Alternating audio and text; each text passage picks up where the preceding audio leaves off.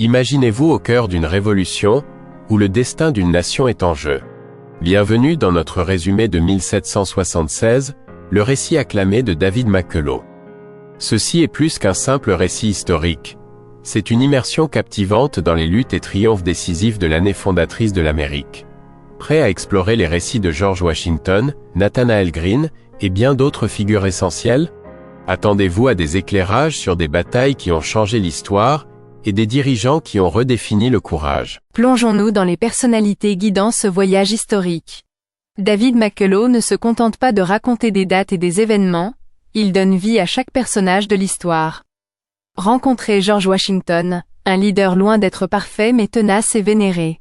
Découvrez les stratégies complexes des généraux britanniques comme William Howe. Assistez à la transformation de Nathanael Greene, passant d'un Quaker discret à un génie militaire. Alors que nous déballons les événements qui se sont déroulés au cours de cette année cruciale, vous aurez un aperçu non seulement de l'histoire, mais aussi des émotions, des doutes et des espoirs qui ont coloré la vie de ceux qui l'ont vécu. 1776 de McCullough est une invitation à vivre une année comme aucune autre. Bien que ce résumé effleure sa magie et sa profondeur, rien ne surpasse l'expérience vive de plonger dans le livre vous-même. Rejoignez-nous maintenant alors que nous traversons un récit qui promet excitation et perspicacité dans un monde remodelé par la résilience. Ce n'est que le début. Imaginez ceci, Londres, le 26 octobre 1775.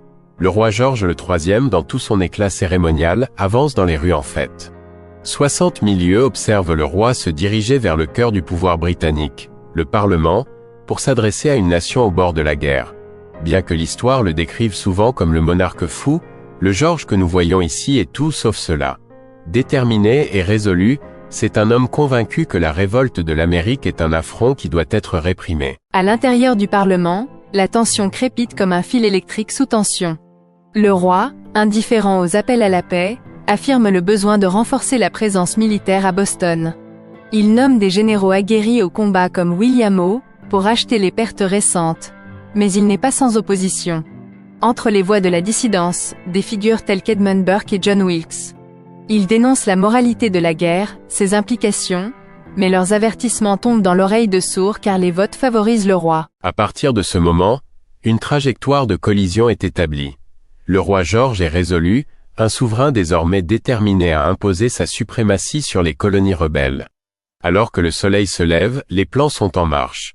Une période chargée commence, avec les aspirations d'indépendance de l'Amérique se construisant à l'horizon. Et de l'autre côté de l'Atlantique, au cœur des colonies, un homme émerge pour diriger une armée naissante qui fera face à ces défis monumentaux de front. Son nom, bien sûr, est George Washington, et son histoire de détermination commence maintenant. Au milieu du chaos de 1775, le siège de Boston tisse des récits de courage et de croissance. Ici, nous entrons dans le domaine de l'armée continentale, la force naissante qui ferait face à des défis redoutables de front. Dirigé par une équipe de rêve, George Washington et Nathanael Greene, deux visionnaires en mission. Nathanael Greene, seulement 33 ans, se démarque. Quaker de naissance, guerrier par passion, Greene incarne le pouvoir transformateur de la Révolution. Son dévouement inébranlable laisse une impression durable, renforçant le commandement de Washington. L'armée, moquée comme une populace, lutte contre la rareté et la maladie. Mais Greene est imperturbable. Il plonge dans la mêlée chaotique, déterminé à apporter de l'ordre dans les rangs. Au milieu des menaces extérieures et des épreuves internes, les murmures de trahison mijotent. Mais Washington reste imperturbable, approuvant le plan audacieux de Knox pour récupérer l'artillerie du fort Ticonderoga. Les hauteurs de Dorchester visées se dressent comme le prochain champ de bataille, un geste audacieux dans un jeu décisif. Ce récit de détermination insolite peint une toile vive d'espoir face à des défis insurmontables. Au fil de l'année, les signes du courant révolutionnaire continuent de se propager, incitant au courage et à l'audace.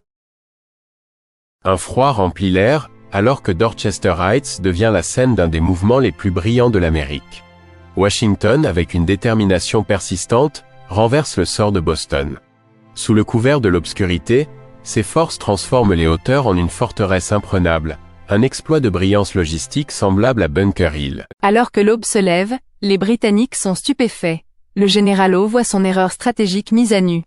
Les fortifications soigneusement élaborées, et les placements d'artillerie, ont mis en échec sa prise de Boston.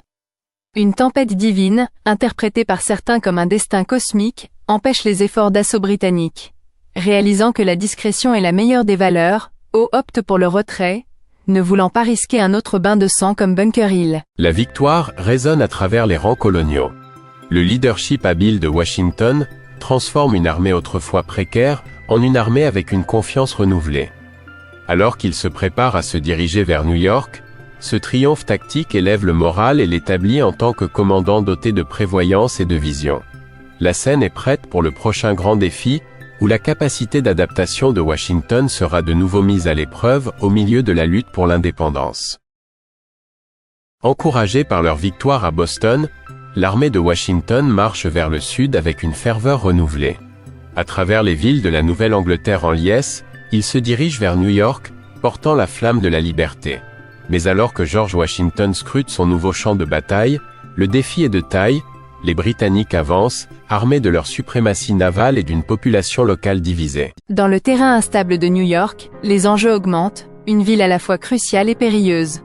Avec Greene et Knox à ses côtés, Washington fortifie la ville, conscient que les navires britanniques menacent de tous côtés. Les murs de la détermination sont encore plus éprouvés, lorsqu'un complot perfide visant à assassiner Washington éclate, rappel frappant de la sédition loyaliste qui sombre dans l'obscurité.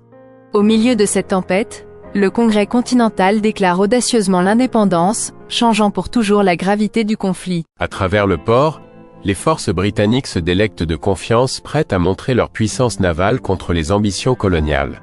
Fraîchement revigorées et croyant la victoire à portée de main, l'anticipation britannique reflète celle de leurs adversaires américains. Et ainsi, la scène est prête à laisser le destin décider. Alors que les lignes sont tracées, le courage doit affronter l'incertitude avec une force égale.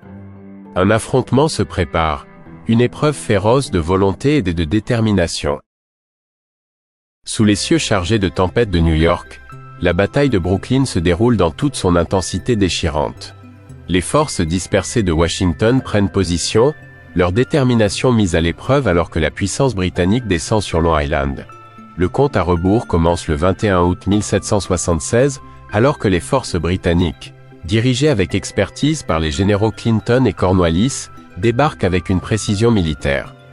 Forts de 15 000 hommes, leur avance est inexorable. Dans la brume de la bataille, des leaders américains comme Lord Stirling et Sullivan résistent férocement. Malgré la vaillance et le combat déterminé, Washington regarde impuissant alors que la stratégie britannique surpasse son attention divisée. La tromperie à Jamaïca Pass retourne les flancs, menant à l'encerclement américain.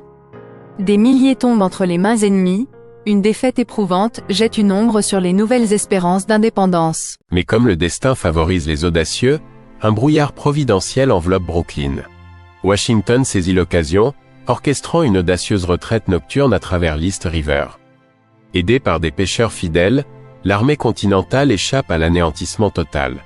Cette retraite ne concerne pas seulement la survie, c'est un témoignage de résilience. Les Britanniques se réjouissent, anticipant une victoire facile, tandis que Washington se renforce, les leçons savourées, la détermination renforcée. À la suite de la cruelle plaisanterie du destin, l'armée de Washington se trouve en difficulté à Manhattan. Le calcul stratégique pèse lourd. Abandonner la ville ou risquer sa défense au milieu du désordre, le désespoir s'insinue dans les rangs.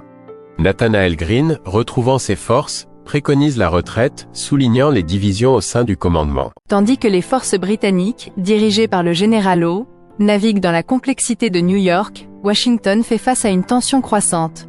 La retraite vers Harlem Heights offre une lueur, un regain de morale né d'une surprise tactique, restaurant une fraction d'espoir. Mais le répit est de courte durée.